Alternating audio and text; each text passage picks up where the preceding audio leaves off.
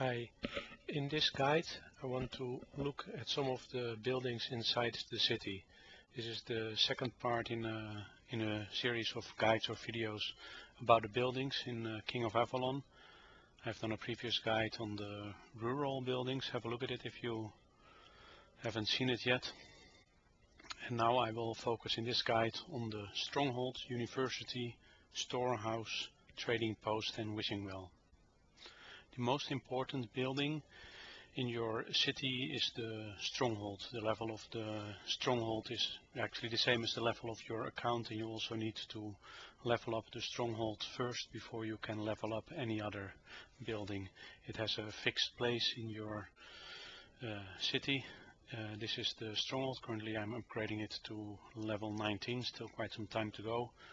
The resource requirements and time requirements really get quite large later on. And it's by far the most expensive buildings of all the buildings when you look at resource and timing for upgrades. There is a boost that you get when you upgrade your Stronghold, which is a very important one, the march capacity.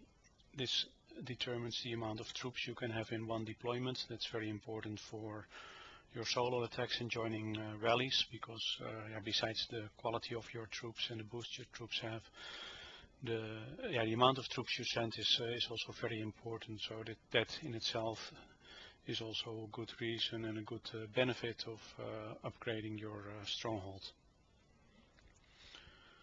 In the Stronghold you have a couple of menus. One, it's a bit interesting to see for each of the resources what the production is, and in case of food also what the upkeep is.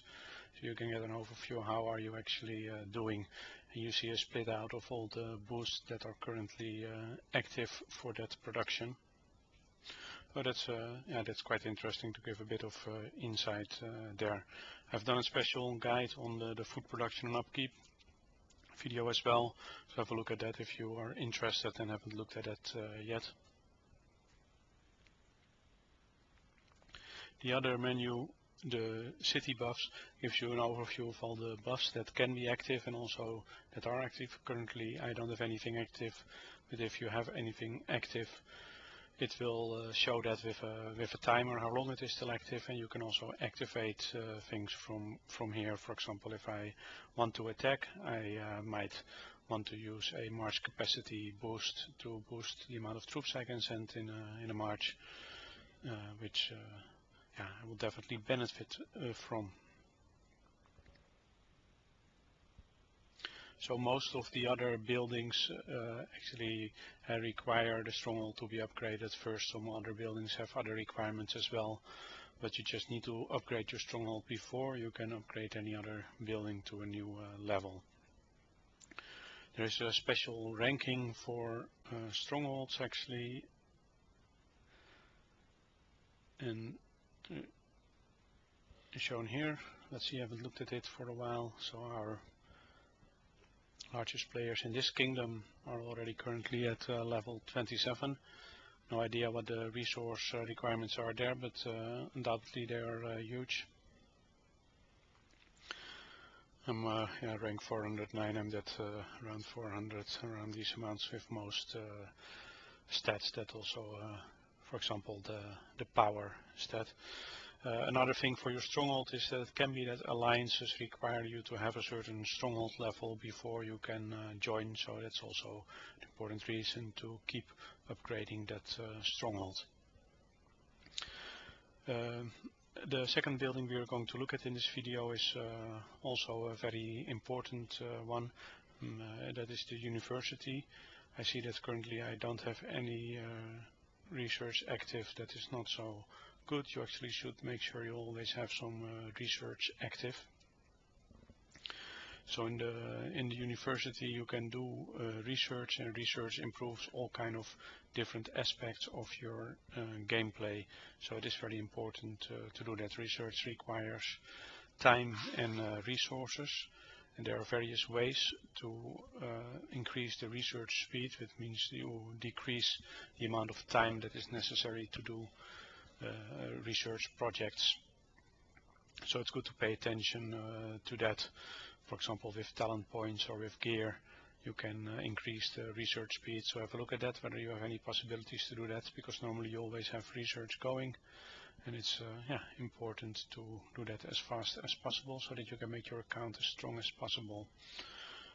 So we have different categories of research. In development category, well, that it already said it helps you develop your account. So there you have your boosts to increase the training speed, the research speed, the construction speed, and such. So very important from that point of view. We have an economy category where you find a lot of boost for producing, for increasing your production of resources and your gathering speed of resources. So all individual projects for the four different resources that are available. In the combat boost, you find a huge amount of different projects that provide boosts relevant for doing combat.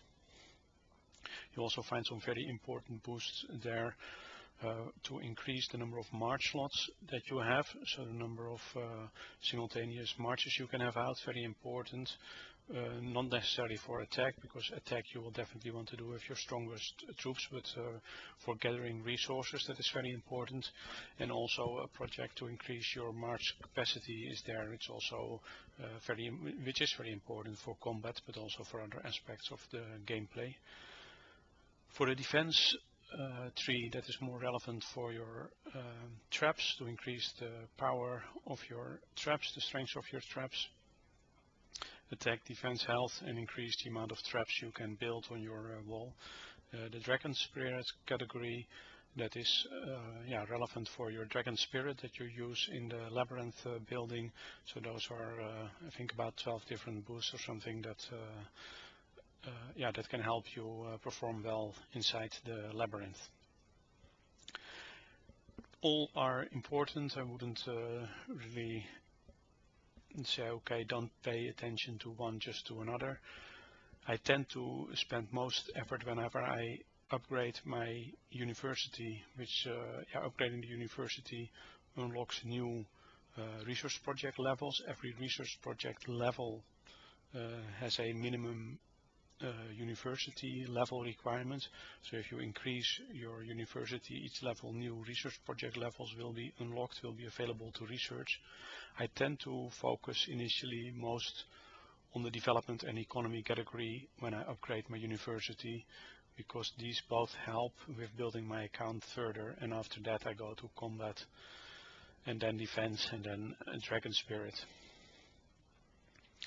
Doing a research every day also gives you points for the daily rewards. Keep that in mind as well. I mean, you should keep it going anyway, but it gives some points for the daily rewards as well. So another important building, or especially early on, is your storehouse. The storehouse gives you some way to have some safe resources that if you are attacked, if your city is attacked and you lose, as long as your resources stay under these limits, they will not be taken by the attacker. Early on, relatively these limits are quite high, so compared to the requirements that you need. Unfortunately, the requirements for building upgrades and research projects grow a lot faster than the limits of the storehouse. So later on, you can't protect all the resources you need for your upgrades. You need to think of something else. Actually, add a guide and video on that as well for your growth strategy for levels, let's say 15 to 20. So have a look at that if you're facing problems there. But early on it's very useful. You can save a lot of your resources there, protect them from attackers. Don't forget to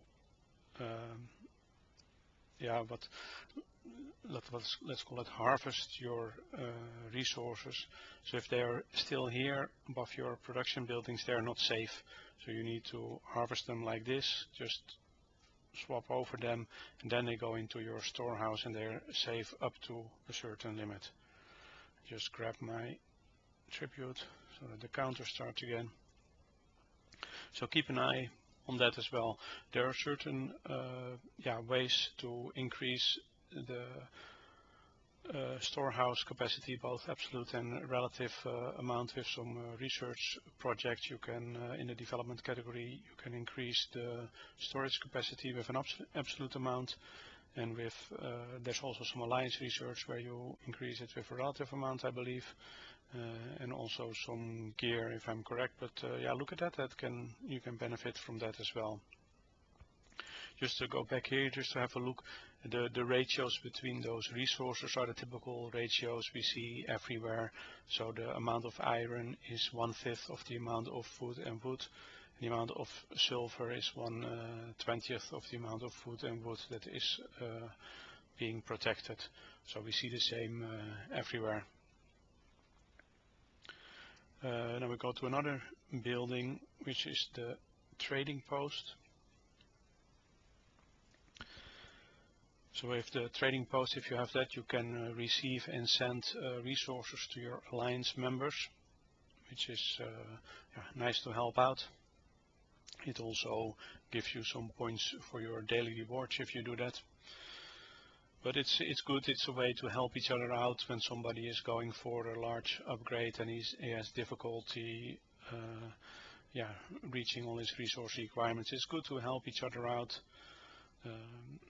So especially, I mean, it's just unsafe for people to have a lot of resources. So once they are collecting resources, you help each other out and you push each other over that level to go do those large building upgrades and research projects.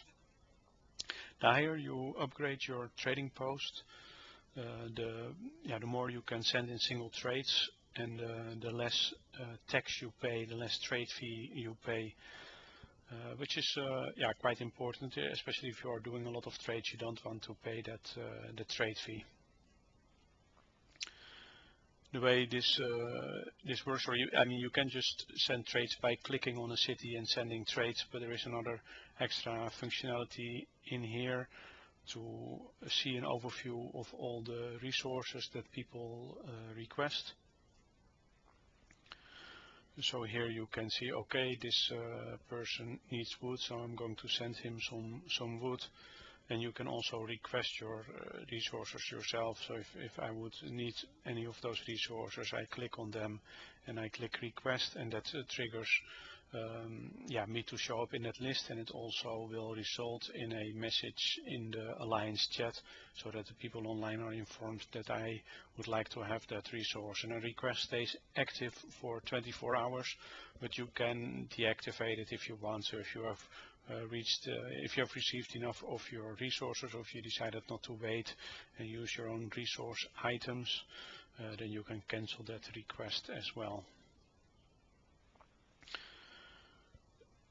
So the last building we are going to look at for this video is the wishing well.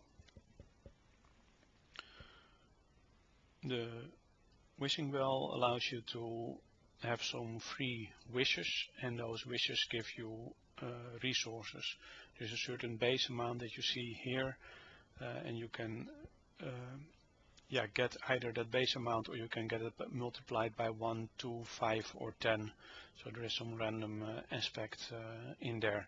The higher you upgrade your wishing well, the higher the base amount of each for the resources is. We see again the same ratios as we just discussed for the storehouse, by the way, and the higher the free wishes are as well. So with certain upgrade levels, then the free wishes increase as well. So those are daily. You need to use those up each day, because they will be gone the next day and refreshed with another of the same amount. So each time you use the same on a day, each time you use a wish on the same resource, it actually increases. So this, if you don't have a specific need for one resource or another, it is better to one day do food, one day do wood, one day do iron, one day do silver, than each day do 2 of each. For example, in my situation where I have 8 free wishes, because if you do a lot of all, let's see what's going on.